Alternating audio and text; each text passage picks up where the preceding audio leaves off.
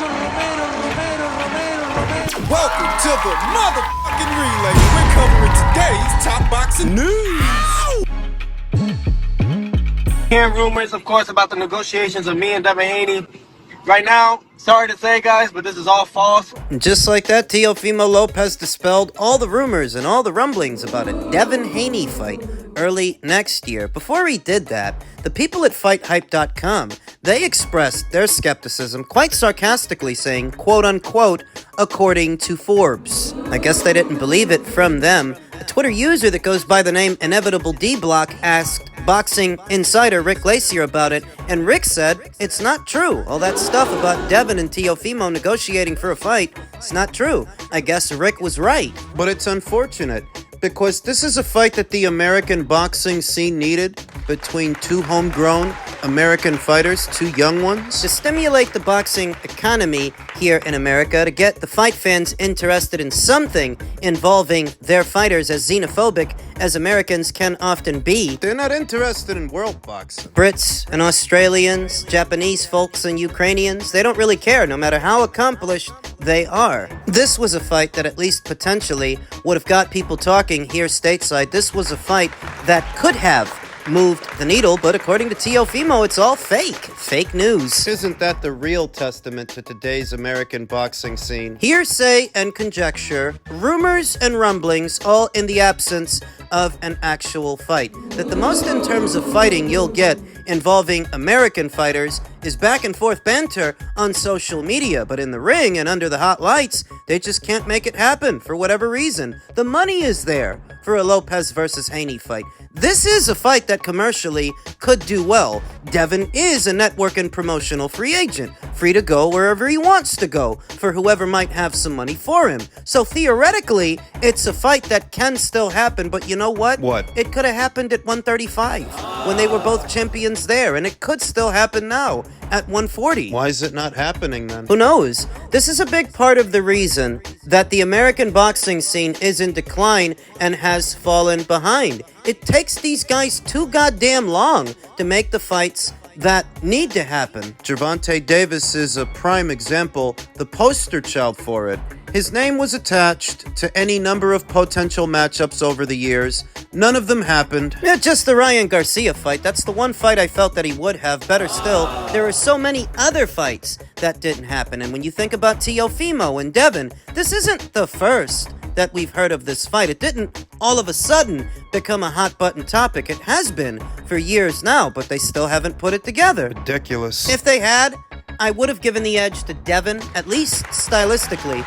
Devin has the right style for the job. Stylistically, this is the Regis Prograis fight all over again. What? Oh yeah, Teofimo's younger and fresher than Regis Prograis, but stylistically, it's the same fight. Teofimo is just as vulnerable coming forward as Regis is. And against Devin, he would have to, because he's the shorter, stumpier fighter of the two with the shorter arms. It's the Prograis fight all over again. Devin would fight him the same way he fought Regis Prograis. Half step and a jab, staying behind it, managing the distance, catching Teofimo coming in, not committing to his shots because he doesn't want to stay in one spot too long. And let's be honest, Devin ain't got no goddamn power, so he ain't going in there looking for a knockout. You think about what Ryan Garcia did to Devin and you ask, can't Teofimo do the same thing? No, not really, because Teofimo's not built like Ryan. Teofimo's a short, stumpy fighter. He's shorter than Devin, whereas Ryan is taller. So? Devin's not used to being the shorter fighter. In the lightweight division, he was actually very big for lightweight, and he was even big for super lightweight, whereas Ryan being taller than Devin created a situation where Devin was trying to close the distance on him, and Ryan was the one hanging back, setting up the counter left hook. Ryan was able to consistently land the left hook on Devin as Devin was inching forward, trying to get closer. That wouldn't be the case with Teofimo, because Devin can box Teofimo comfortably from the outside, just like he did Regis. It would be up to Teofimo to close the distance against Devin. You talk about power, yeah, Teofimo's got power, more than Devin at least. But when is the last time he knocked somebody out? So in his last fight with Steve Claggett, he had a guy standing in front of him, shoulders square, he's not running from you, he's not moving around, he's coming right at you.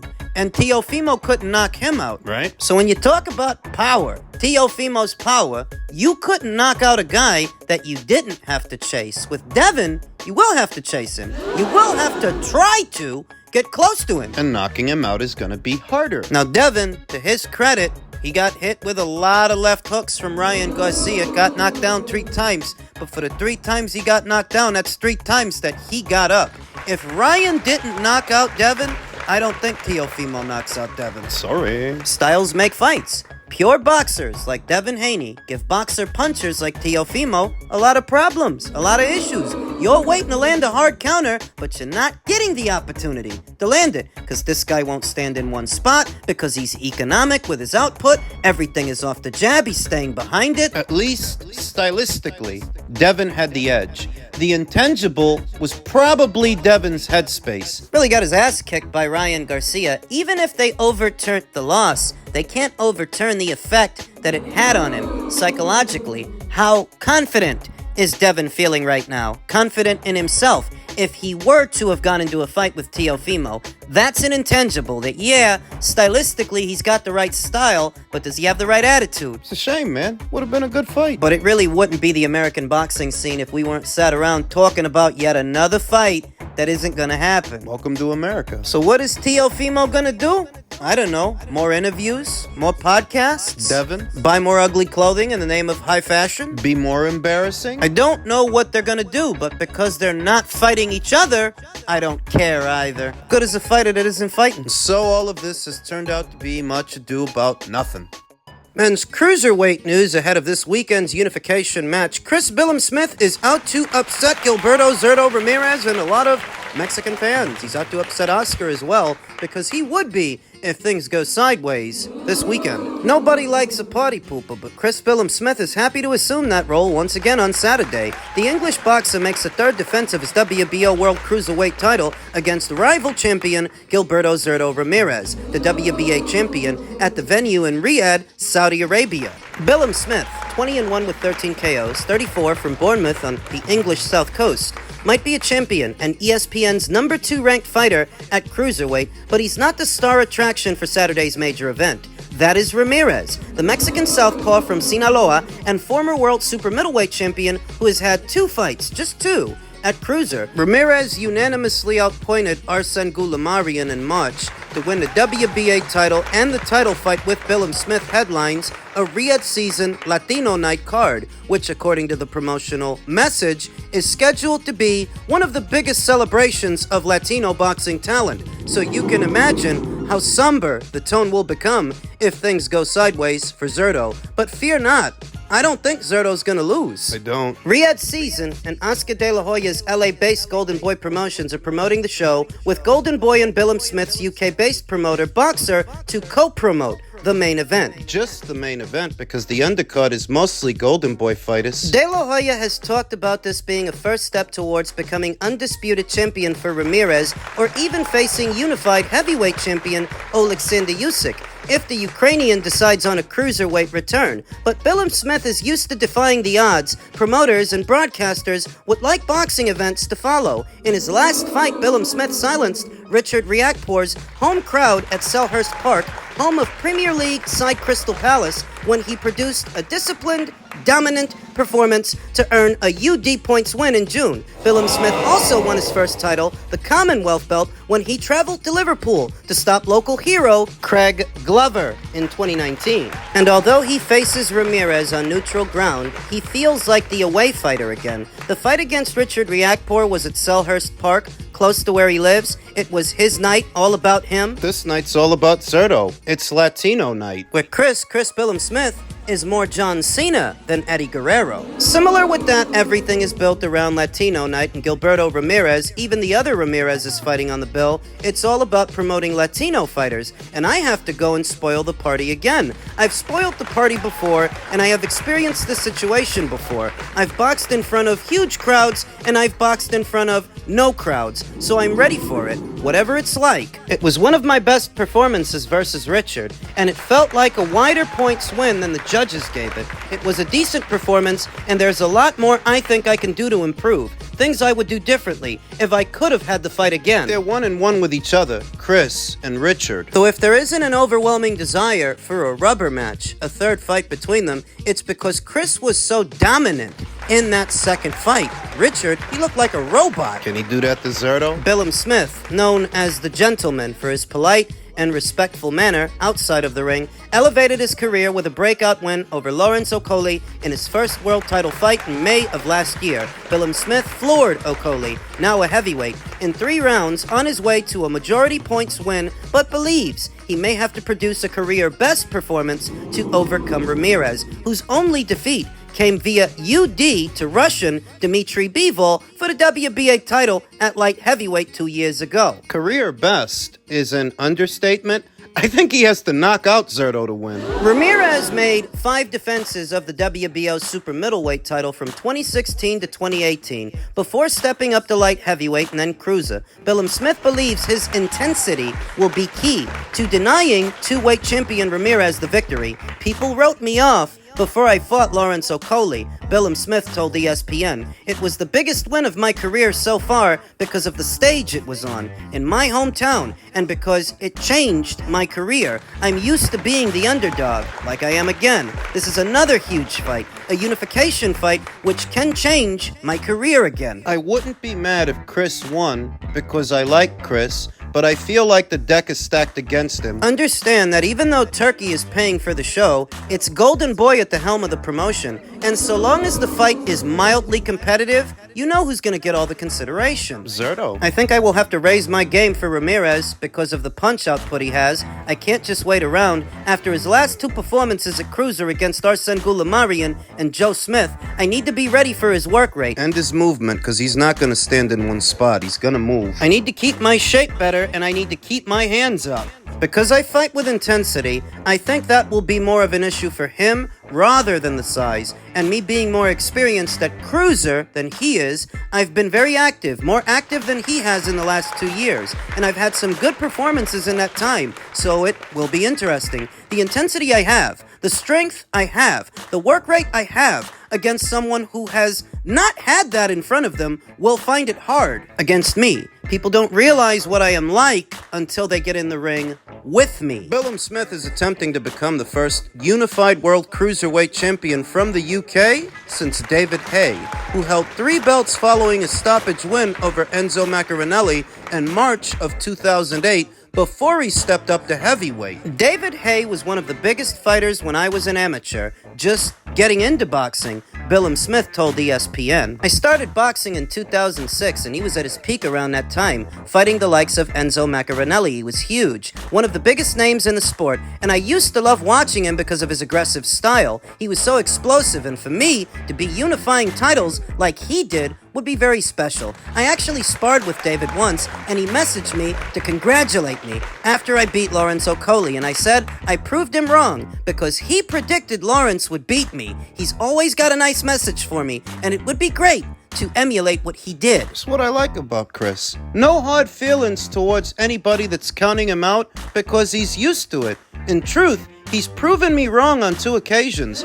I thought Lawrence would beat him, and he didn't. And then I thought Richard would beat him, and he didn't. This time I think Zurdo's gonna do it, and this time I think the third time's gonna be the charm. But I wouldn't be mad if I were wrong. The thing is, he's not just fighting Zurdo Ramirez. He's fighting Golden Boy Promotions, and I'm not naive. it's Latino night for crying out loud. Who do you think is gonna get more consideration from the judges? What do you see at the helm of the promotion? Chris has gotta knock him out. There's no 2 ways about it. And if he doesn't, in all likelihood, Zurdo wins on points. Zurdo, who's got big plans.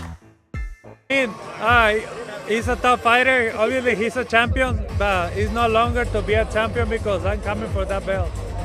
You've been in with just about everyone. Do you think your experience is going to play a part on Saturday night? Yeah, of course. My experience, my skills, everything. Everything I put out, all the hard work that I've been done, I will put in the ring. But Oscar De La Hoya said this week that he'd like to see you fight Alexander Usyk. What do you think about that? Of course. That's the fight that I want to. He's at heavyweight right now, but I think he can go back down. If not, I can go up. And I mean, I've been following him. I like the style that he has because he was a small guy and he went to heavyweight, and I'm trying to be the same thing like him. So you're saying if you had to go to heavyweight to fight Usyk, you would do it? Yeah, for sure. I would. Wow. But before any of that, you've got a job to do on Saturday night. Yeah, first thing first, I have to take care of business, and then we'll see in the near future. Entertaining the possibility of an Usyk fight should Usyk move down. Back down after the Fury fight. And you heard what Zurdo said. He'd go as far as moving up to face Usyk. It all sounds good. And I won't begrudge Zurdo his ambition if that's something that he really wants to do, but I don't have any illusions about what would happen and how that fight would play out. If Dimitri Bivol gave you problems, Usyk most certainly will give you problems. Dimitri beat you. Usyk will knock you out. So how much time should we really spend on that fight when in all likelihood it won't happen? Usyk's got bigger fish to fry than Zurdo Ramirez, and Zurdo has his own assignment to take care of. The main thing working for Zurdo in this fight is his newfound mobility, agility, being able to use the ring and move around, box. Don't just stand in one spot. Don't just sit in the pocket and trade, especially not now that you're fighting cruiserweights. That would be a bad idea. Now, Zurdo, he can handle himself mid-range to inside, harkening back to his days as a pressure fighter. But the real edge he's got in this fight is his newfound mobility. Chris has got heavy feet. He's a big, strong kid, durable, and I think he's gonna try his best to put a lot of pressure on Zurdo. But that's where getting on your toes and moving around comes in. Punch for punch, I think Chris is a stronger puncher than Zurdo, but I think Zurdo's faster. I think Chris is more durable than Zurdo. But Zurdo's not going to be trying to test his durability on Saturday. He's going to hit and not get hit, do his best. It'll be a harder version of the Arsene Goulamarian fight, I think. A more difficult version of that fight with the same outcome. Zurdo on points. What I think is going to be a fun fight because Chris does have the better corner. He's got Shane McGuigan, but Julian Chua and Malik Scotch might be the ones with the winning strategy. Zurdo's got a move and punch. He's got a box. That's it. That's all. You can see that Zurdo is the smaller fighter, moving up in weight, that Chris does look bigger and beefier than Zurdo, but Zurdo's not exactly a tiny guy at the weight either. I mean, they're practically eye level to each other